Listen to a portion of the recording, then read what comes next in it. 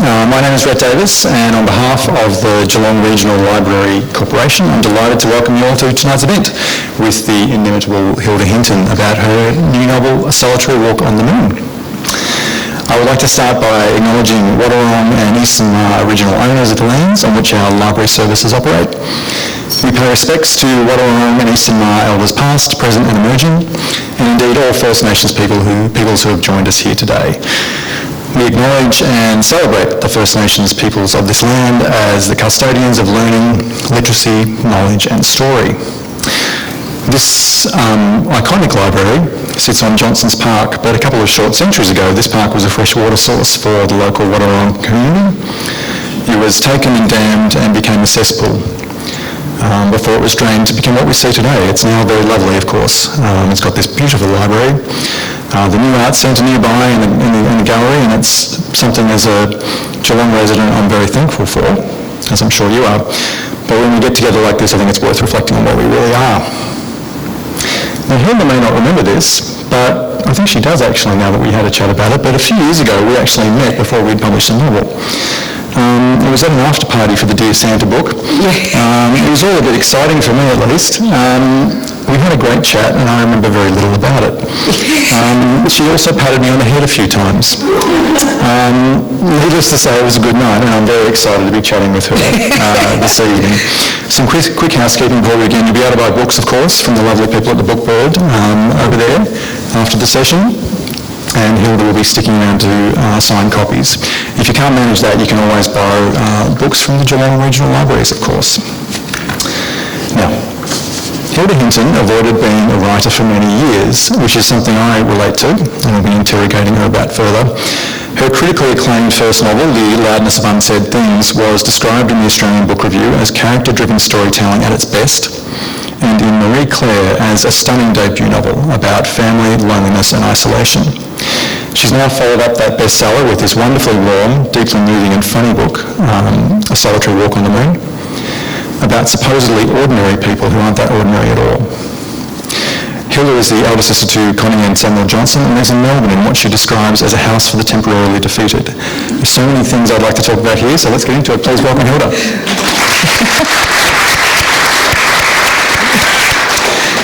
Okay, firstly, Hilda, I just wonder if you could start by introducing us to A Solitary Walk on the Moon. Give us the general vibe of what's going on.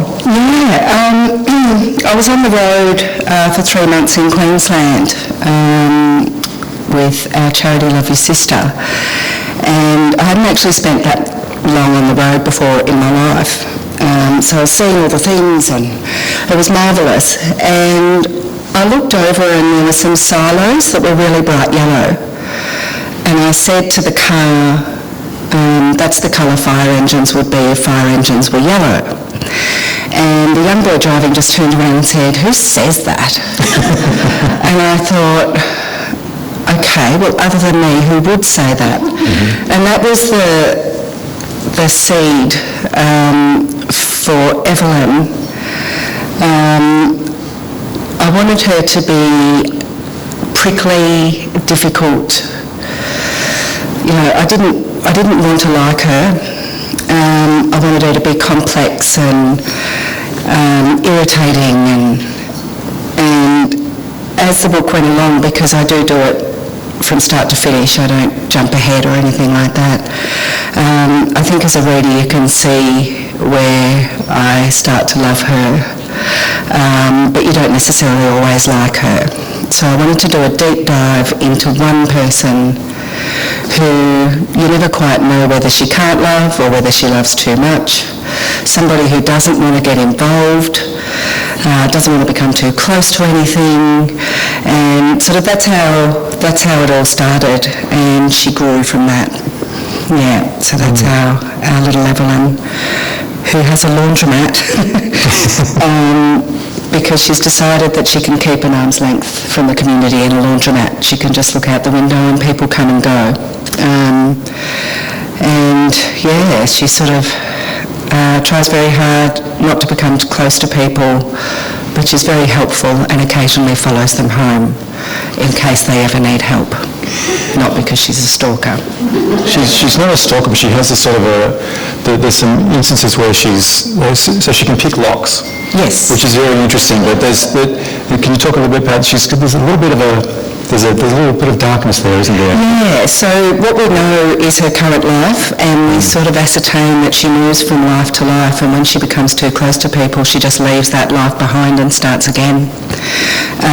So locksmithing comes from one of her previous lives. We don't really ever find out how or why, but it makes sense. Of course she can pick a lock. She's naturally curious, so it's a handy skill for the naturally curious. She's obviously done this plenty of times. Oh, so many times. She's quite skilled at it. Yes. At this stage. Yeah. So the laundromat forms a very key sort of like a central place. It's her laundromat. And obviously a lot of the characters we meet come into this laundromat. That's how she makes a lot of these connections that she makes. What drew you to write about laundromats in this way? Because it's such a fascinating sort of area just to kind of like drill down into. Yeah, why a laundromat? My sister and I spent a lot of time in the North Melbourne laundromat, and it was full of transient people, and we'd go down even if we didn't have washing and pretend we had washing. So we spent a lot of time at the laundromat, and when I was on the road, as I was describing earlier, we stayed in caravan parks, and there's just so many intricacies to what happens in the laundry. So if you get there 1 minute after me, but your washing was on first, like who gets the dryer? Like, yeah, it's politics. But there are also places, weirdly, where people have no walls up. Every time you go into a laundromat and you're doing your washing, I don't know whether it's because you're sitting there with your undies or something, but there's something about everybody just talks about their lives. And this is just something I've watched over the years. So a laundromat was so logical to me because they're such amazing places in real life for me. Yeah. Everyone's clearly picked this place as a bit of a connecting point. Yeah. Evelyn is also, I mean, you sort of mentioned it a little bit, but she's hilarious as a character. She is genuinely laugh out loud funny. I don't laugh out loud normally reading books. I find it quite embarrassing, even when I'm by myself. But I genuinely couldn't help it here. Whether it be Evelyn's reflections, grumpy reflections on laundromat etiquette, the do's and don'ts of shop owners parking outside other shop owners' shops, which is a big thing that I didn't know about. Or disagreements with the paint shop guy about the colour of fire engines would be painted if they were painted blue. Yeah. Which I want to get back to that because I'd love to know what colour that actually is. But the point is, I'd like to ask you about that is you mix kind of the dark and the funny so well, generally. Do you always set out to write books that are both funny and sad? And why is that something you think you're drawn to? I don't set out to do it, but I've done it twice now. I think that's just how life is. That's how I kind of live my daily life. I'm naturally happy, thank God, touch wood. I'd hate for that to change. But I'm also, I sort of take on everything around me and feel all the feelings that are going on around me as well. So I take in a lot of darkness, and I seem to have a bottomless pit of optimism and happiness. So I think and bad things happen. Bad things happen to everybody. So it's really my kind of outlook, in that it's all about how you handle adversity and how you respond. So all my characters have things happen because that's life, right? But they sort of all respond differently. And they all have different levels of natural joy. But there's humour in everything, even if it's dark. And because I see the humour in things, I think Evelyn does. Yeah. So I find sort of a lot of fiction can sort of focus a lot on dark and be dark just for the dark. And to be able to sort of mix both, to me, is very human and very real and much more sort of, in some ways, authentic to me. I think it can feel more authentic because the darkest things, we joke at the darkest times. Yeah, we do. I mean, Evelyn, just a little Evelyn moment, she befriends a boy and his sort of unnatural his mother's not a natural mother, and Evelyn befriends the boy and tolerates the mother. And there's a scene fairly on, so I'm not giving anything away, where Ben telephones her in the night to come over because his mum's on the floor on all fours counting ants. So it reveals that the mother's had a trip, she's had some LSD, and she's sort of prone on the floor in the kitchen, and Evelyn comes over to help the boy. And of course, theoretically that's a dark topic. And she has to address the mother's drug use kindly to stay in, so she doesn't lose the boy. So it's quite a dark and complex thing, but it's actually pretty funny when Evelyn decides to hop on all fours and talk this woman out of the kitchen and over the tree stumps and all the things that don't exist. So although it's a dark scene in the book, it makes you smile and it makes you think. And so I think she's kind of laid in that way. And yeah, hopefully, I don't know, I think that was my intent. My intent was to have some challenging subjects like addiction, and sort of not necessarily feeling about your children the way you're supposed to feel. And so I wanted to cover some of those themes, but not have it, we're all sort of shrouded in it. So yeah. It's a bit of a contrast, isn't it? It's just the light and dark just provide sort of almost more sort of, that just make those darker moments, I think, really kind of stand out almost as being, anyway. It's something I'm quite obsessed about, and I won't talk about that the whole time. There's an ex-cop, Evelyn befriends, called Philip, who's obsessed with train sets. And Evelyn eventually goes with him to a train swap meet, I think that's what they're called. And firstly, it struck me how beautifully detailed this scene was. It really was a beautifully detailed scene, and I did wonder, we talked about it a little bit before, but I did wonder how you'd researched it. So the train swap meet is actually, I was a second-hand book dealer for many years, and book fairs are fairly competitive, and there's the odd hip and shoulder. If you see a first edition of Virginia Woolf's To the Lighthouse, which I did see and get. And I also spend a lot of time playing Lego, and I think there's a magic in play. And I'd come across quite a few train collectors through my second-hand book world. And I went into a shop in Brighton. I wanted Philip. So Philip's an ex-policeman who's got PTSD, and he looks a bit forgetful, and he's always in a grubby beige suit, and Evelyn's quite concerned about him, which is how they accidentally become friends.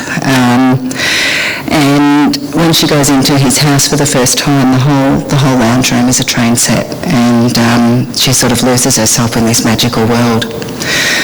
But how I researched that was to go to a model train shop and get shown around for hours and just listened to the passion of the guy that owned the shop, and then the people that came in to get something would join in and say, I collect double O's because, or, I need that tree because I'm creating an American scene from 1957. Like, it's all really specific. You don't just whack the trees that look good. You make historical scenes, So really, that and one of my supervisors at work who has a huge train collection, and people with train collections show you their new acquisitions constantly. So it sort of grew out of that. So there's a lot of research really in that, isn't there? It's sort of organic sort of research. Really. It's just sort of no, it was just beautiful scenes. A lot of do you normally you wouldn't normally do that sort of research too much for your books? It's just kind of like it just happens. I suppose a little bit. For the book I'm writing now, for example, trees are going to be quite a theme in there. So there's one tree that puts out a chemical that attracts the enemies of its enemies. And once I heard that statistics, I sort of thought, okay, trees are the sort of background thing for the next one. So it's a bit like the trains. You just sort of stumble across something and find out about it naturally, and Evelyn, forms friendships with a bunch of people. She does. But after bringing them in, seems to struggle when they get too close. She's desperately wanting to fix people at some level, but is unable to fix herself. You mentioned it a little bit, but can you sort of talk a bit more about what's going on with her here? Yeah, well, she tries to stay at arm's length. She doesn't want the pain of being close. She doesn't want the joy of being close. She doesn't really want any of it because she feels too much. And her natural desire to help and sort of ends up she gets surrounded with this sort of patchwork family of people that don't have a sense of belonging, people you would walk past on the street every day and don't think about. And so the tension throughout is, well, does she do what she always does and just leave them to it? So that's kind of the tension of the book. There's also there's a card game called Comic Families that everyone has. Do you know what Comic Families actually is? I've never heard of it. Yeah, it's a version of Happy Families. Yeah. This was my dad's set that I've got at home that my sister found very dear. So I have them for 1 year and my sister's oldest son, Willoughby, has them for the next year. And every Christmas we swap them over because they're so dear to us. So it was really a nod to this family connection. So there's a mother, father, brother, sister in each family. You all know the card game. And this particular set is so old that there's mum, pa and sister and brother drugs. Yeah. And that's the pharmacist family. And there's buns for the bakery, because Willoughby always says, ma buns, so it's just a quirky little game, and I wanted to put that in the book. It's quite a link, isn't it? She holds on to it. I don't want to kind of talk about it too much because it does sort of form a bit of a thing, but it's such a lovely sort of like tangible sort of link, particularly between Ben, who's the young boy that she sort of meets. They sort of end up sort of playing that a bit, don't they? They do, and each life she has, she brings one thing from that life. She never goes back and has any contact with anybody, but she brings one item, and that comes from her childhood, the game. So it was really a bit of folly putting something so personally dear in with Evelyn's past. Yeah. Is it okay? So to me, this might be a controversial opinion, but to me, endings are probably the most important part of a book. They're the thing we're left with, the idea that sort of keeps resonating after the book's been closed. That's my kind of thing. But they are actually, for writers, I think, often the hardest things to write. I'm not going to talk about what the ending here is, obviously, because you haven't all read it necessarily, but suffice to say that the ending here takes a bit of a detour in a really fascinating sort of way. And I was just wondering, did you have that ending in mind when you started writing? Do you normally have endings in mind when you start writing? It kind of emerged as you went through. Yeah, no, I had a very planned ending, which sort of happened, but it was about 3/4 of the way through. By the time I got to the ending that I had in my brain, I realised it couldn't be the ending. It was sort of stark and confronting and, a bit teary, and it's not that I wanted a happy ending, it's just that I wanted to show that things happen and we recover and we move on and it makes us who we are, and for that very reason it's actually not that sad. So I just wanted to create that vibe. Yeah. That's good.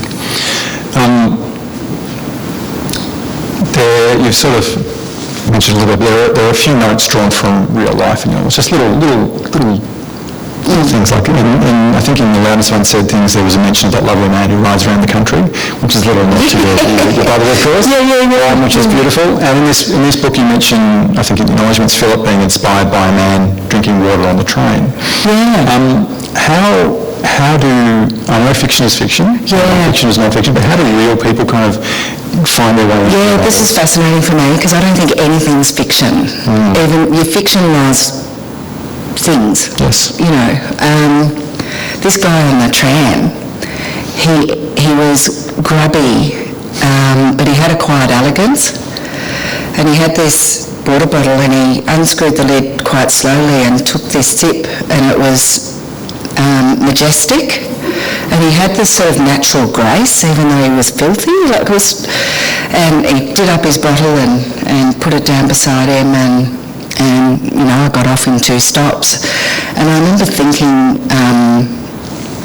I was just blown away by the dichotomy of the grubbiness and the elegance, and it's just a reminder that we don't know. We don't know what's behind what we see. Who the hell do we think we are, judging people because they're grubby, or they're, they don't look the same, or they don't look successful, or they look like they're down on their luck, or, there's a story behind everybody. And the way he drank that water, there's a story, and it's not, I've been on the street for 50 years, it's, I don't know what it is. So I think, some things I've seen recently, I went and watched a band after the COVID thing, and they were doing like the 2-step, it was all kind of 50s and stuff, and there was this one guy, he's about 80, that sort of went up to the dance floor, and I thought, what's going to happen here? And everyone took turns dancing with him, and the big broad smile he had on his face, so I think nearly everything I write about has some connection to something I've seen, something I've felt, something I want to address. Where does fiction meet, where does fiction meet reality? I don't know. I think it's storytelling. I think fiction's a bit of a misnomer. I think I'm a storyteller.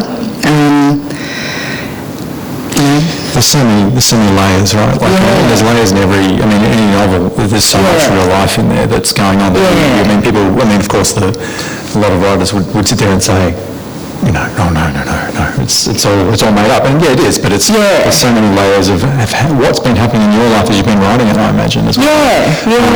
That's coming into it at various points. Yeah. So I just think, I don't know what's your name, young lady? Rosalind? Yeah. All the things you see and do and sit and talk to your friends with, because as you get older you don't have that same magic. Like when you're your age and you're talking with your friends and it's the best day in the whole wide world. I think as you grow up you kind of lose that a little bit, and one thing I'm really grateful for is I chose never to lose that.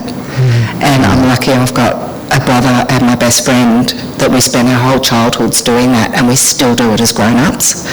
So I just think, when you're out there seeing what you see and you look really closely and you talk about it, that's what writing books is.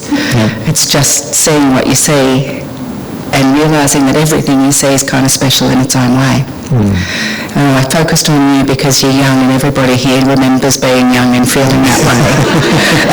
I wasn't picking you out.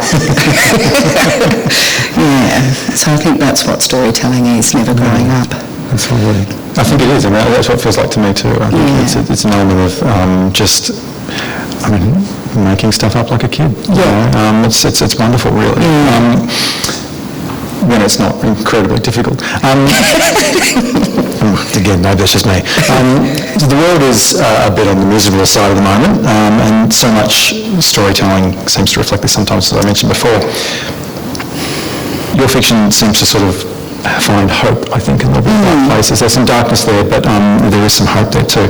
Am I right in saying, is it important for you to write with a sense of hopefulness about the world? Well, absolutely, because the importance of stories for me, I'm a prison officer by day, and you often get this stuff in the media, lock them up, with our wonderful refugees that come and stop the boats.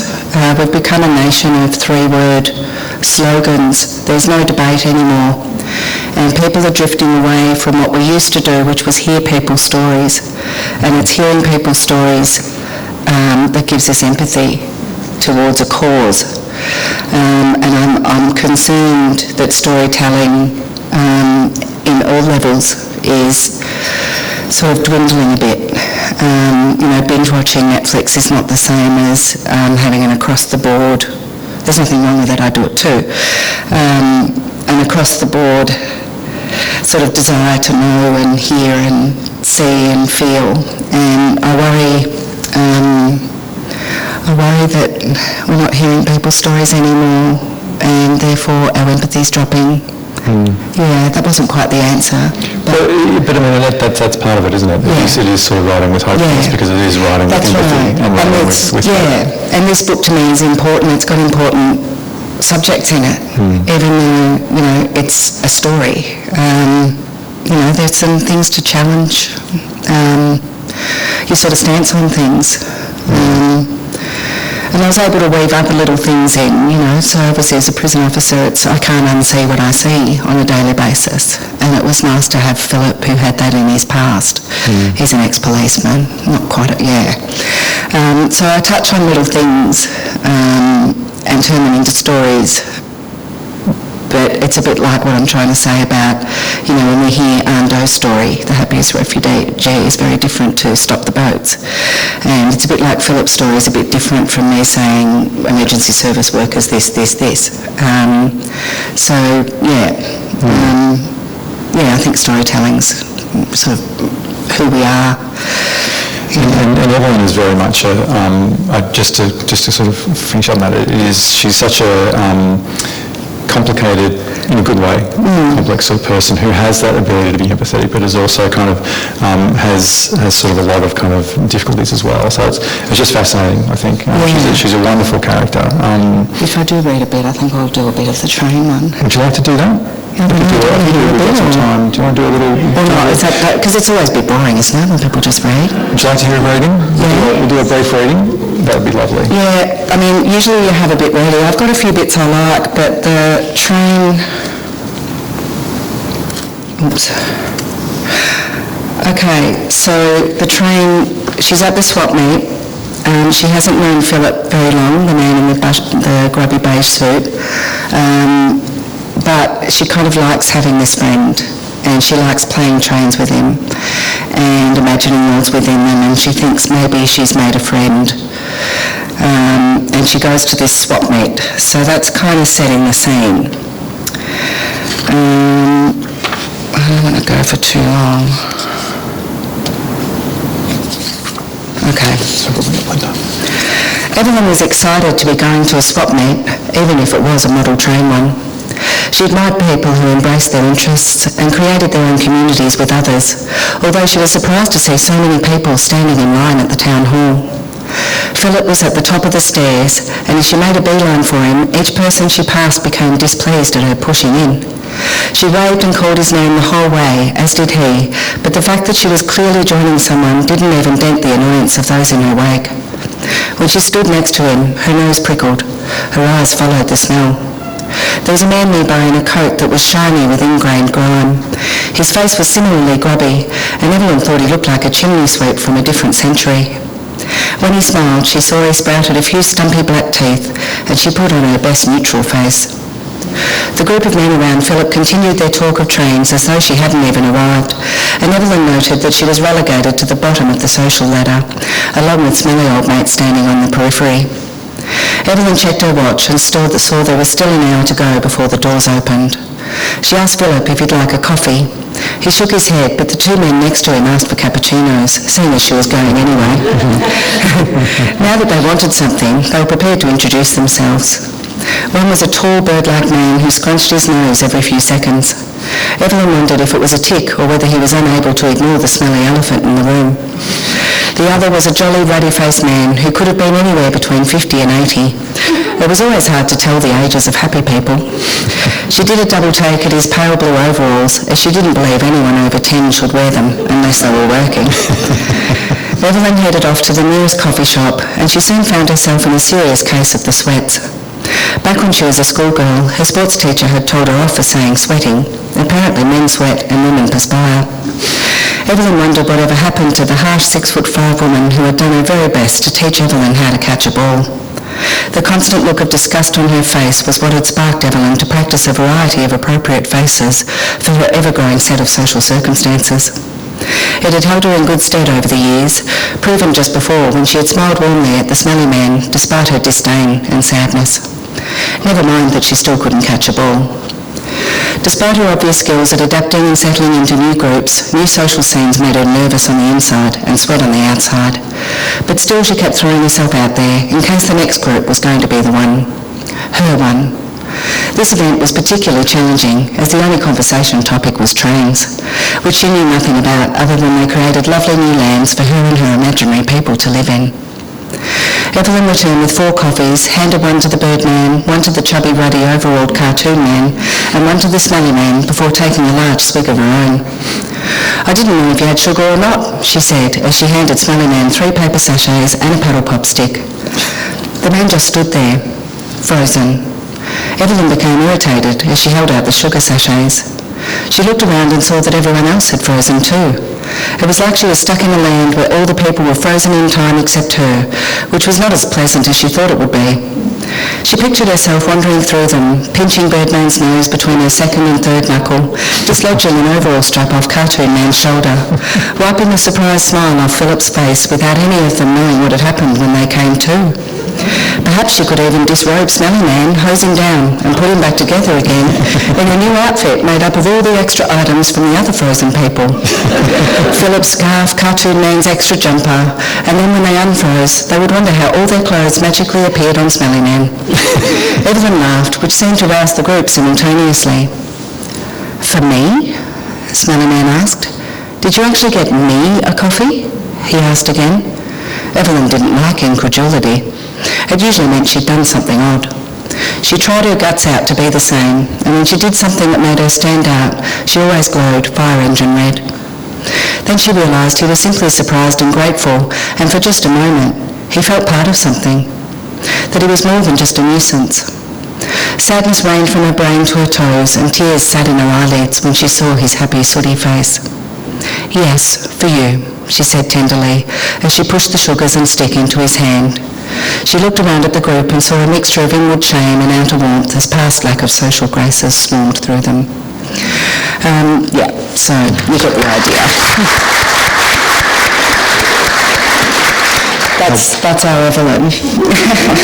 I do love that scene. Such a good example of how she breaks through very, very quickly, but she's got this sort of beautiful inner sort of narrative going on while she's doing it. It's fantastic. Yeah. Thank you for that. That was wonderful. You obviously read, this is quite rare for an author to do this, but you read your own audiobook. So if you do have the audiobook, you can hear Hilde read it, and it's quite a treat, I think. Yeah. You've done a few now, I think. Well, you my sister's book as well. Yes. So Red's sister wrote Lost and Found. And what had happened, it was quite a successful book. This is my version. I apologise if this is my version. And they'd done a recording in Britain of her book, and she didn't like the sound of it. And so when they were doing the recording here, she wanted input into who did it. And somebody in the meeting said, "It's a shame Sam Johnson's not a female, because he'd be great." And someone else said, "Well, he's got a sister, doesn't he?" And that's how I got the phone call to go in and do a practice read. So we never knew whether they meant Connie or me, but Sam rang me. So, and ironically, Connie had given me Book's book about 2 months before that, and I remember looking at the cover thinking, this is not my usual thing. And she said, "You'll love it," and I just loved it. And so those little moments all lined up, and I got to record. So that was amazing. And she specifically said to me that's her favourite version of that book. She just loves it. So you did a really good job, I think. Thank you. But it's quite unusual for an author to read their own. I wasn't asked to read my book. But I'd be umming and ahhing, it'd be terrible. But you've got a lovely reading voice. Thank you. Is it something that you kind of feel quite comfortable doing? I'm a great believer in reading to kids, and I have 3 of them, so I read a lot. And I don't read it like they're kids. I sort of read like I want to hear it. And also, as I write, I read out loud because it really shows up where it's not working, and where you can read the words and you think that's a pretty good chapter, I'll put that in the bag.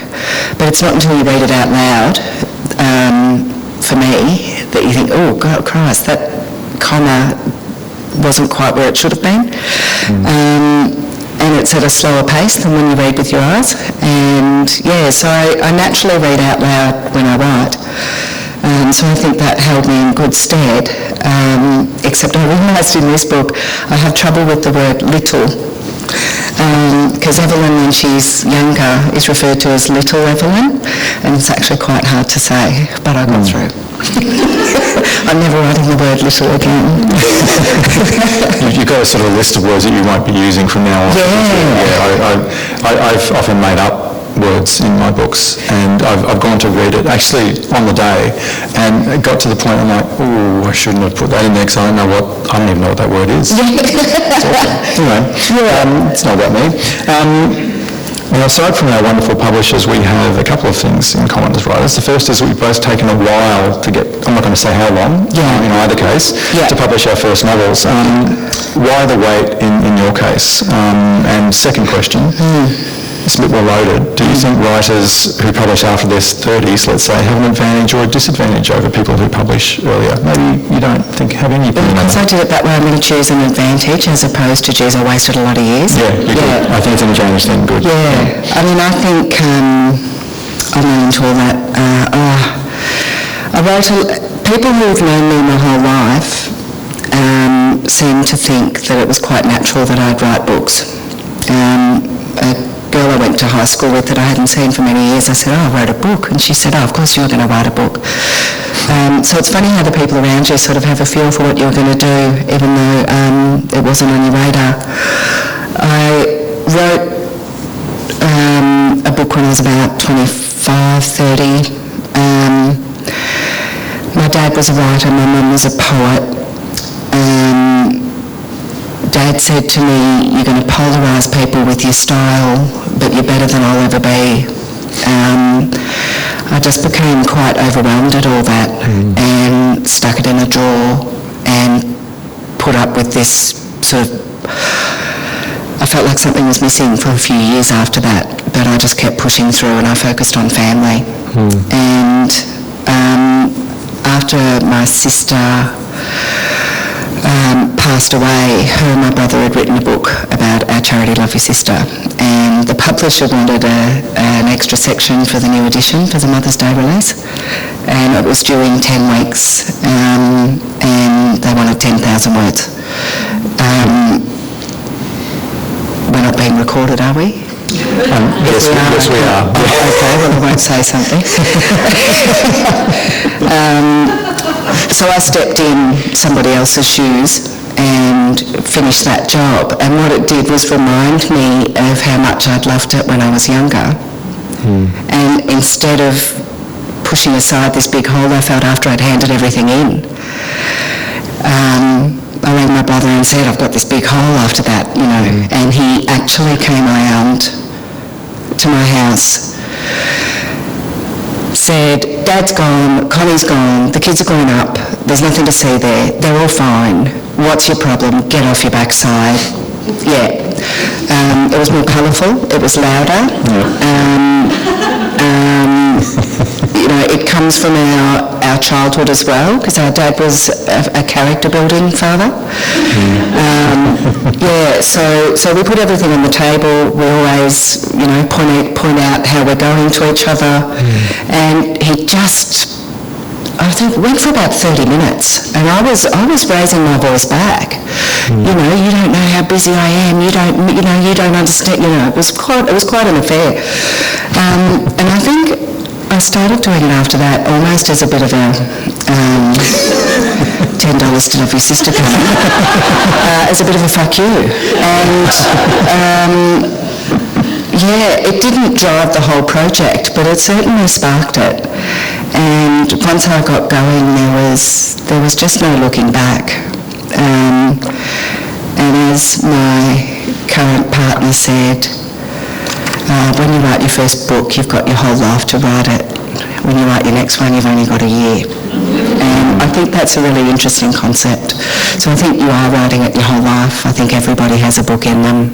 I think everybody feels they've got a book in them. But that's sort of how it all came about.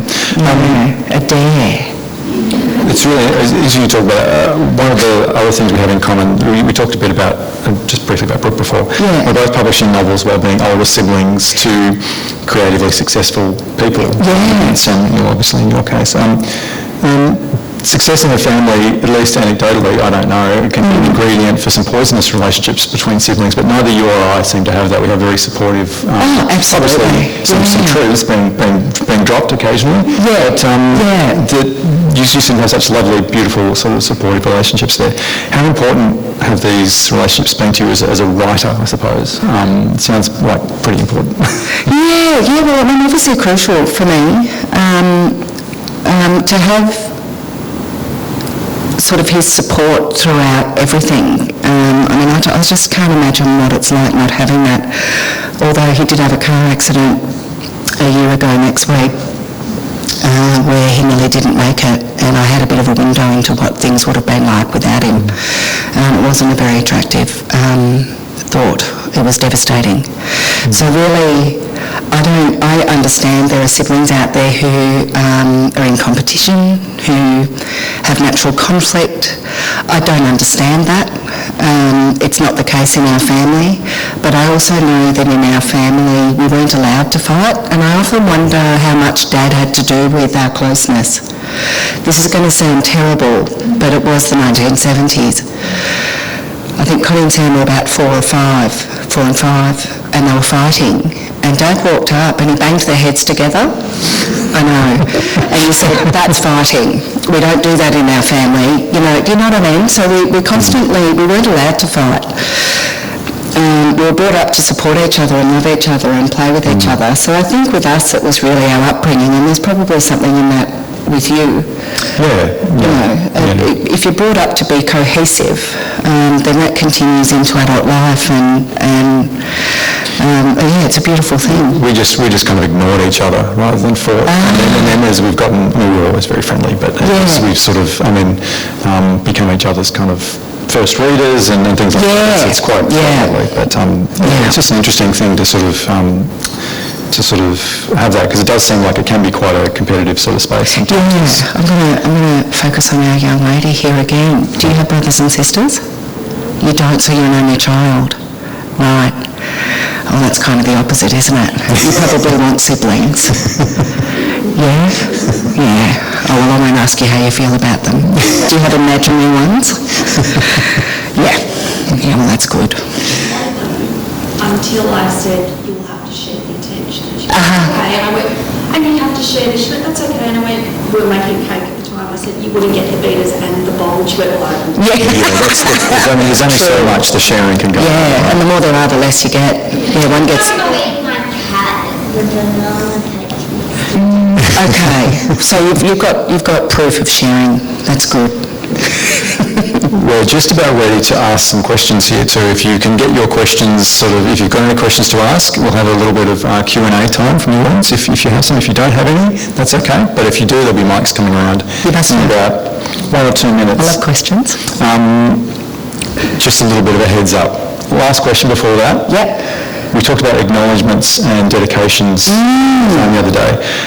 We both love acknowledgements. Acknowledgements these days, for me, seem to be almost like an epilogue to the book. It's this sort of insight into the way this book was created in ways that it seems to be more of a recent thing, the level of detail that goes into it. And your acknowledgements in The Solitary Walk on the Moon are wonderful.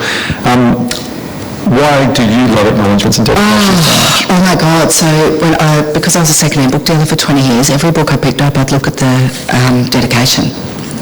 And my favourite one was, to my wife, whose constant disinterest in this project has been my greatest sadness.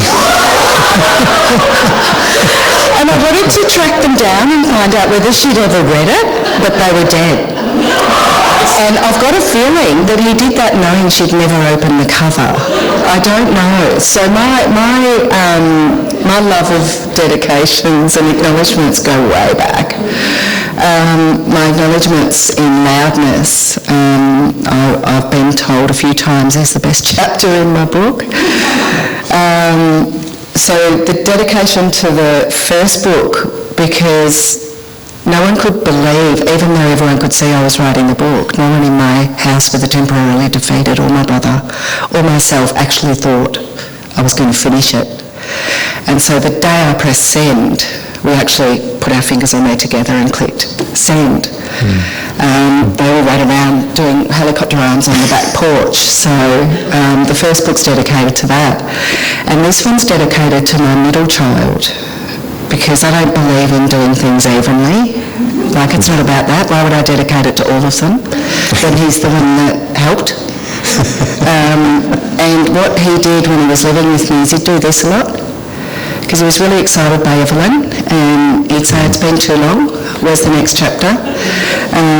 So it's for Sullivan. From the moment our leading lady popped into my head, you were by my side cheering me on. The regular gentle tap-tap on your watch with a raised eyebrow sure did push me along too. Thank you. So I treat the dedication and the acknowledgements incredibly seriously, and I love reading them in other books. Yeah.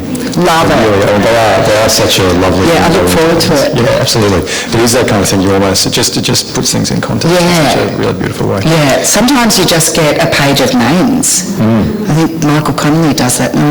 I don't want to misquote.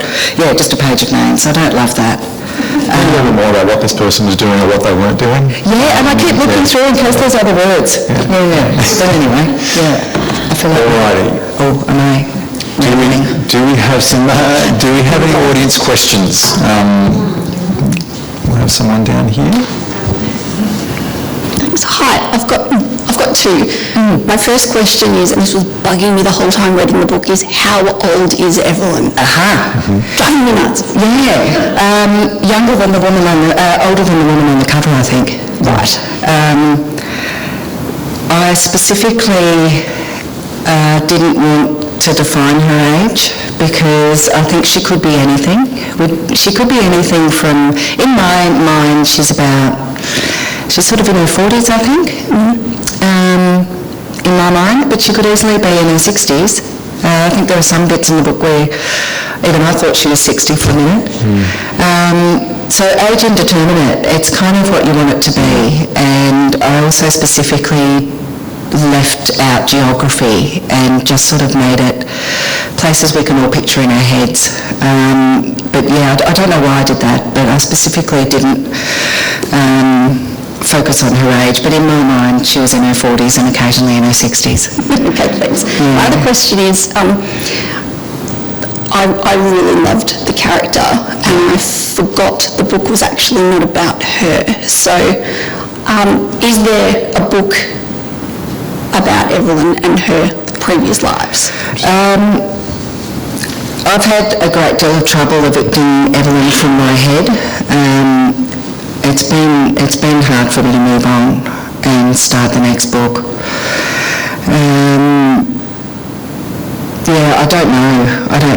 It feels as though there could be. And I wouldn't struggle to do it. I love her very much. She's very much a part of me. She's been living with me for so long. But at the moment I've moved on and I've started the next book, and she's about here. She's nearly moved out. And the other girls have almost pushed her out. So at this stage, that's the end. And I think there's a bit of open-endedness in Loudness as well. These are people's lives, even though they're fictional, and there's no sort of stark beginning, middle or end. And I think, just as we have people drift in and out of our lives, we don't know what they're doing or where they are, but they're out there somewhere, and Evelyn's a bit like that, I think. She's just out there doing what she does. Yeah. Lovely, good questions. Another question? Oh, another question down here, I think, in the front. Who inspired you to be a writer? Who inspired me to be a writer? Well, I loved storybooks when I was a kid. I still love picture books. I think who inspired me to take that, what I thought at the time was a very brave step, and to actually do it? Probably probably a whole lot of different moments in my life. When I look at people who've taken something on when it's difficult, I'm very impressed by that. So in my job, for example, as a prison officer, I see people who face a long and hard road to change their lives, but they can do that. So if they can do that, why can't I write a book? Our family charity is based on raising money for cancer research because we lost our sister, and we meet a whole lot of people through that charity who suffer some sort of loss or adversity, and they turn that into some sort of action and better their communities every day. So if they can do that, then why can't I? You know what I mean? So it's a conglomeration of watching people pedal through difficulties and finish something that inspired me, because I thought maybe I should have a go at it too. So I hopped on the book bike and I kept going until I was finished. Yeah. So I know it wasn't a specific answer. Not one thing. There wasn't one thing. Are there any other questions out there? Oh, there's one just there.